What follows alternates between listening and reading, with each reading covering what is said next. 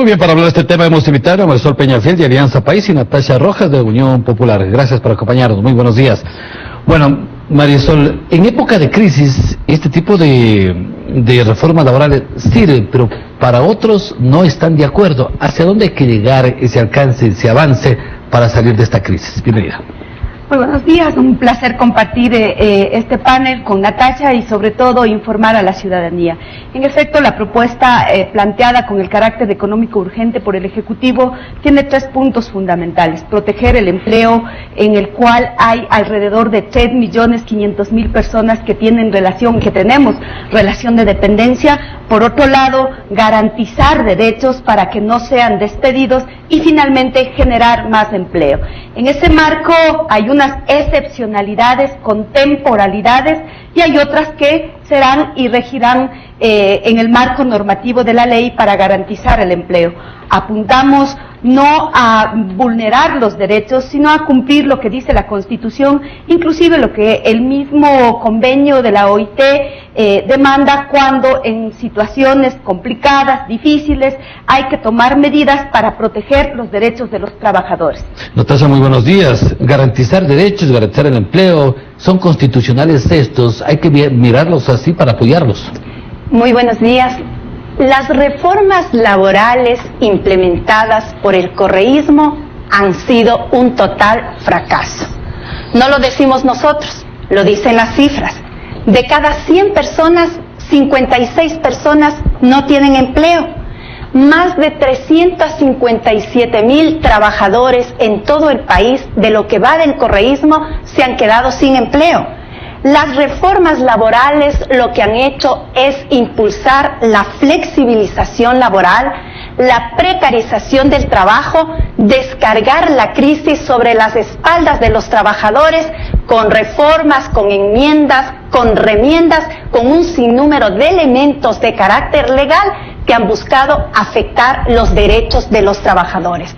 Y hoy la famosa ley de optimización laboral lo que busca es implementar toda esta propuesta que los grandes grupos empresariales y sectores de la derecha ecuatoriana han buscado implementar en el Ecuador. Reducción de horas y reducción de salarios es un tema que está en la polémica dentro de la Comisión de lo Laboral. En efecto, estamos en ese debate, pero me parece importante clarificar y puntualizar algunos temas. En los 9 años de la Revolución Ciudadana, este gobierno ha implementado una serie de políticas públicas y normativas que ha garantizado los derechos de los trabajadores. La flexibilización laboral no es herencia de este gobierno, ha sido herencia de aquellos gobiernos nefastos. Fuimos nosotros, a través de la nueva Constitución, los mandatos constituyentes, que eliminamos la tercerización, la flexibilización laboral, la precarización. Por lo tanto, no hay que mentirle al pueblo ecuatoriano bajo este discurso del movimiento popular democrático. Ahora yo diría, el mismo perro con distinto collar, pero no podemos seguir mintiéndole al pueblo ecuatoriano. Alrededor de 59.000 plazas de trabajo, personas han sido despedidas, no las 300.000 personas que aquí lo manifiesta mi contertulia. Por lo tanto, hay que decir con datos técnicos, estamos sobre la media más baja en la región, hemos generado empleo, hemos creado normativas que impulsen el empleo. Ahora bien, sobre el tema de unos mecanismos que adoptemos para garantizar el empleo, cuando determinamos las reformas al Código Laboral frente a que haya una disminución de horas de trabajo, además también que pueda haber unas horas que se trabajen de acuerdo con el empleador y el trabajador, pero no estamos eliminando las 40 horas semanales y las 8 horas diarias de trabajo. Reducción de horas de la misma forma, ¿y de salario también o no? Cuando no hay argumentos, se agrede, se insulta. Cuando no hay argumentos, se le miente al pueblo ecuatoriano. Este gobierno ha implementado un sinnúmero de reformas laborales como por ejemplo las renuncias obligatorias, la eliminación de la contratación colectiva, la eliminación del 40% de aportes al Instituto Ecuatoriano de Seguridad Social para jubilaciones. 5 años los maestros ecuatorianos están congelados los sueldos, 2 años los servidores públicos tienen congelados los sueldos y se pretende decir que en el ámbito laboral se ha beneficiado a los trabajadores. Mentira, mentira tamaña de Alianza País y sus secuaces. Quiero decirle que en el tema laboral, con esta famosa ley de optimización de los recursos humanos y el famoso seguro de desempleo, se atenta a los derechos de los trabajadores. La ley, la Constitución, la Organización Internacional de Trabajo, los derechos de los trabajadores establecen 40 horas de trabajo. Lo que están haciendo ahora nos dicen, vamos a reducirles las horas de trabajo, pero también vamos a reducirles el salario básico, afectando la economía de los trabajadores y sus familias, atracando a los recursos que los trabajadores tenemos en el país. ¿El tema del fondo de cesantía va a reemplazar al seguro del empleo, asambleísta? Yo creo que hay que decirle al pueblo ecuatoriano, mi querido Luis, que no es que hemos venido mintiéndole al pueblo ecuatoriano. Hemos puesto orden en la casa, cuando los salarios de los maestros eran los salarios de indignidad, cuando los salarios de los maestros no eran acorde al trabajo que se realizaba, cuando teníamos las manifestaciones, pero claro, cuando ya no hay el discurso para defender esos argumentos, se dice que este gobierno ha atentado a los derechos. Pueblo ecuatoriano, atentar los derechos de los maestros es tener salarios con dignidad, atentar los derechos de los ciudadanos es impulsar una educación de calidad, atentar a los derechos es no seguir poniendo en un saco, en un costal sin fondo, el dinero en el seguro social. No hemos atacado al 40%, mentira, eso es la falsedad. Sobre el fondo de cesantía. Eso es lo que actualmente la normativa establece. El artículo 283 del Código de Trabajo establece el fondo de cesantía. No ha sido operativizado, no ha sido optimizado. Lo que estamos es dinamizando, cambiando este sistema bajo estos principios y lo que determina la Constitución de la República. En este marco, no nos estamos apropiando de los dineros del Seguro Social, no nos estamos apropiando de los dineros del trabajador. Eso le pertenece al trabajador. ¿Va a reemplazar por el seguro del empleo? Luis, lo que estamos proponiendo es que este seguro pueda garantizar que en épocas que no tiene trabajo una persona pueda tener su sustento y que además tenga unos principios y unas condiciones. Estamos estableciendo condiciones y no al libre albedrío como significaba aquella precarización y flexibilización laboral. Natasha Rojas, la misma inquietud, la misma pregunta que tienen ustedes. No hay peor ciego que el que no quiere ver. El desempleo es gravísimo. La principal preocupación hoy de los trabajadores es qué me va a pasar en el futuro. ¿Me van a despedir? ¿No me van a despedir? ¿Con qué salarios voy a contar? El sueldo que tengo ya no me alcanza para cumplir con las necesidades básicas de los hogares. Solamente vayamos a las escuelas, a los colegios, no hay profesores, en los hospitales no hay médicos, no hay trabajadores de la salud suficiente con relación a la cesantía. Es un robo más, un atraco más a los recursos de los trabajadores. Primero atracaron a los fondos de cesantía privado de distintos sectores, entre ellos el magisterio ecuatoriano. Ahora atracan y meten la mano al bolsillo con un discurso falso de seguro de desempleo, que el seguro de desempleo no es otra cosa que la misma cesantía de los trabajadores.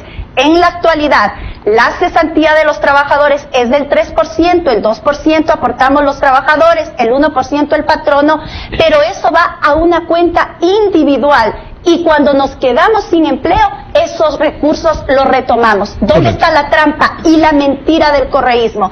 Que ahora el 1% va a un fondo, pero adicionalmente, cuando nos devuelven, nos van a devolver del 70 al 50% a los trabajadores de nuestro propio asambleísta, dinero. ¿Puede generarse un tema de flexibilización tributaria para los empresarios en época de crisis para ayudar a salir y buscar empleo? Bueno, primero Yo concuerdo con las palabras de Natasha. No hay más ciego que aquel que no quiere ver. Lo que se nos dijo es que, pobrecitos, nosotros lo que hemos hecho es crear una burocracia. Y ahora nos dice, nos faltan maestros, nos faltan servidores de la salud. Seguiremos trabajando para ello, porque los maestros nos siguen faltando. Creo que aquel discurso de decir que le hemos metido la mano al dinero de los ciudadanos, al dinero de los afiliados del Seguro Social, es absolutamente falso. Mire usted, te le dijo igualmente a los ciudadanos, cuando usted cobre su pensión, ya no tendrá el 40%, y vemos que no es así. Por lo tanto, pueblo ecuatoriano, esos discursos son una falacia, esos discursos que no han permitido sustentar con hechos la realidad, son los que ahora quieren convencernos de que su opción es la alternativa frente al tema de una posible reforma tributaria. En la propuesta de la reforma laboral, lo que estamos planteando es la reforma a la ley de pasantías, la reforma a la seguridad social y la reforma al Código de Trabajo. En la discusión no hemos planteado todavía reformas tributarias. Creo que la eficiencia del Estado ha sido no crear nuevos impuestos, sino ser eficientes en el cobro, acabar con los paraísos fiscales, acabar con esas formas de evasión. Algunas de las empresas se declararon en quiebra cuando tenían ganancias y por lo tanto lo que hemos hecho es optimizar. Un tema de flexibilización en el tema empresarial, con lo que la misma pregunta que le hemos hecho al asambleísta. Primero, no hay que mentirle al pueblo ecuatoriano de que no se han incrementado impuestos. Ha habido incremento de impuestos, el impuesto verde, por señalar un ejemplo. En segundo lugar, el gobierno tenía dos opciones: tomar medidas económicas contra el pueblo ecuatoriano, como las que ha hecho, alto costo de la vida, despido de trabajadores, una política de flexibilización laboral, o cobrar a los grandes beneficiarios de la bonanza que existió en el Ecuador.